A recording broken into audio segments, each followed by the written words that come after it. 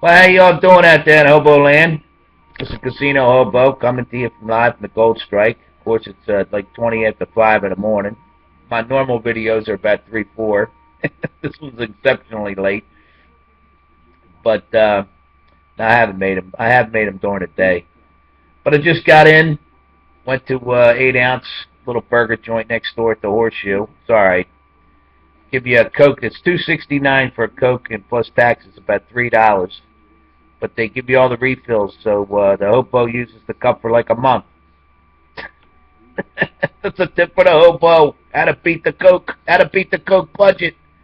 How to get under budget for the Cokes.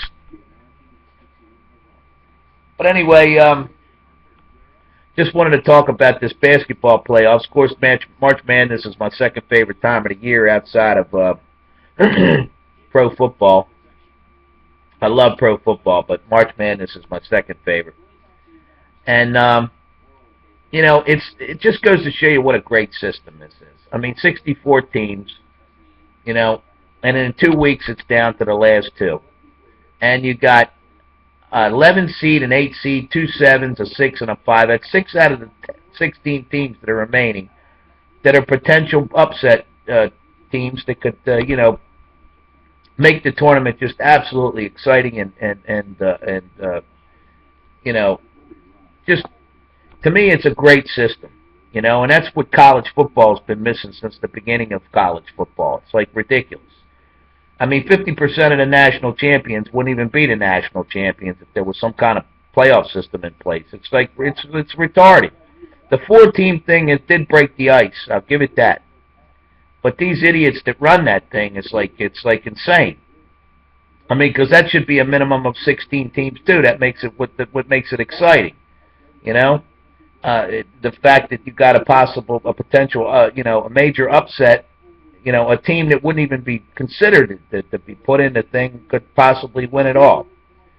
And last year, if Ohio State barely squeezed in and wound up winning the national championship, which they were probably the best team, but you got a team that was 14 or 15 and 0 that didn't even make it in there at TCU, and a couple other potential teams. But they like to take all they take all the starch out of it. They don't want any kind of fun. They want it to be what they think. Their predictions, just like they make up these. They made up these rankings for the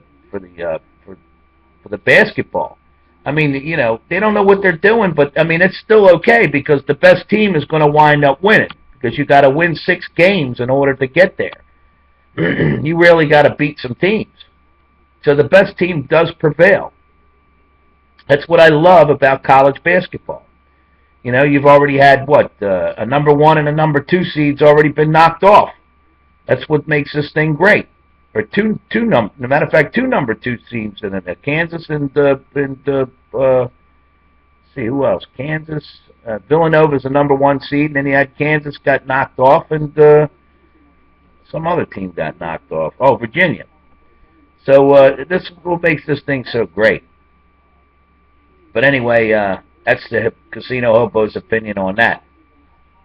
I was watching a little bit of this. I looked it up on the internet, and I saw that the richest woman in the world wasn't from America. She's worth like $40 billion, and I think she inherited her money too from her husband. But now the richest woman in the world is from America. It's the Walmart broad. And here's another one that had nothing to do, no Walmart blood in her whatsoever. So all that bullshit about how they're entitled to this and that, they started it, all that kind of crazy-ass bullshit, it's all bullshit. She marries the son of Sam Walton, and he dies and leaves her all the money. She was worth $37 billion 9 months ago. Now she's worth $41 billion. She just becomes the richest woman in the world. $4 billion she made in the last 9 months, for Christ's sake. Now you got 4 other family members in that family that are worth about $15 billion or more, and then you got a bunch of poor ones that are worth $1 billion or $2 and hundreds of millions. They're scattered around. That money was left to a whole bunch of people that when he died.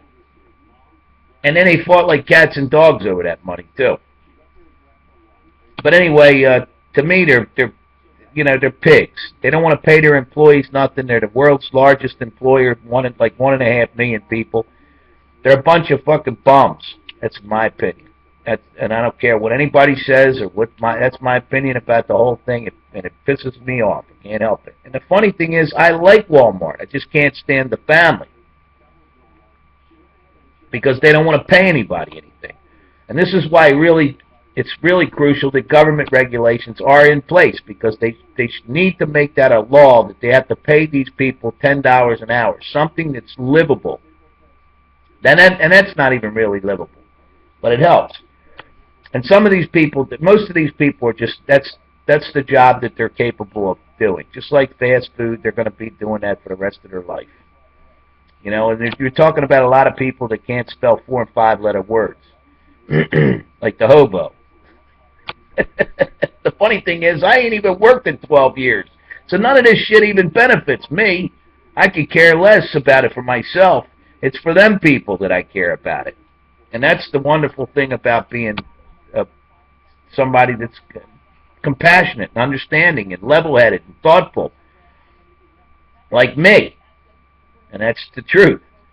Because I'd like to speak for people that, I feel like don't have much of a voice. I just wish my videos were out there further. I thought about paying, actually, to promote my opinions on some of this bullshit. Now, you ain't going to have this nut that just decided he was going to run this cruise. This guy's completely out the door. These far-right religious guys are just not going to cut it, man. I mean, Robinson already proved it. That's not going to happen. And speaking of the king of the religion, this nut, Robinson, he's worth like $90 million. I looked it up on the internet. He might be the richest religious guy, I think. I mean, like the maniac religious, like with the. Of course, the owners of the Chick-fil-A and the Hobby Nobbies or whatever the hell there are, they're plenty wealthy too. But they're not preachers like this guy, I don't think. Anyway, of course, that sucks. I like Chick-fil-A. I actually like the food, and I think they got some of the best lemonade in the country. I mean, I don't hate them because they're religious, but they probably hate me because I'm not. Which I don't give a shit what they think of me. How do you like that? But they got some good lemonade, and their chicken sandwich ain't bad. But I tell you, it's tough to beat a Wendy's chicken sandwich. But Wendy's' prices are, pretty high. It's like $5 for just the chicken sandwich alone. And Chick-fil-A's are pretty good too. But anyway, that's why they need regulations, because you leave it up to the companies, and they're just going to gouge the employees' eyes out. They don't give a shit. They could care less about employees, most of these people. The Hobby Nobby guy they are paying his employees like 11 or 11.25 an hour, which I got a little bit more respect for the guy doing that. But if you boosted it up to $10 an hour, 11.25 or $11 an hour wouldn't look so good. But anyway, they need to pay these people something. I mean, let's be fucking realistic. I'll tell you that right now. I'm here to speak for the people for the little guy. But anyway, this cruise ain't got no chance. I watched this, what do they call, Fox in the Morning or whatever the hell it's called. They got this goofy-ass Kimberly. I can't stand her. She wears enough makeup on it that it's like an inch thick on her face and her big fake eyelashes. And she thinks she's beautiful. But I don't like her. I don't find her sexy at all, and I like women. I love women. Don't get me wrong. I like smart women too, but I prefer smart Democratic women too over Republican women. I'll tell you that right now. But I like women that are like, if you compare,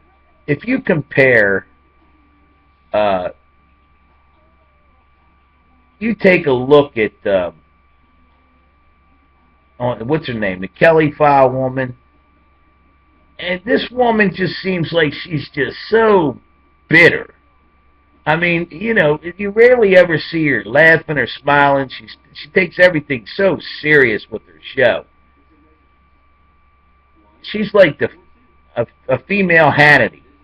That's what she reminds me of. The Kelly Pie woman. Holy shit. Now, you talk about a good-looking woman. She's really, really good-looking. There's no question about that. It's just that she's an asshole. I mean, and she can't help that. Just like she can't help the fact that she's really good-looking. She was just born really good-looking. She's probably that good-looking without all that makeup. The Kelly Pie woman. But if that Kimberly took her makeup off, she'd probably look worse than a hobo. But anyway, that's about it. Just wanted to sum it all up. Say Cruz ain't got much of a chance. And, you got, I was looking it up on the internet.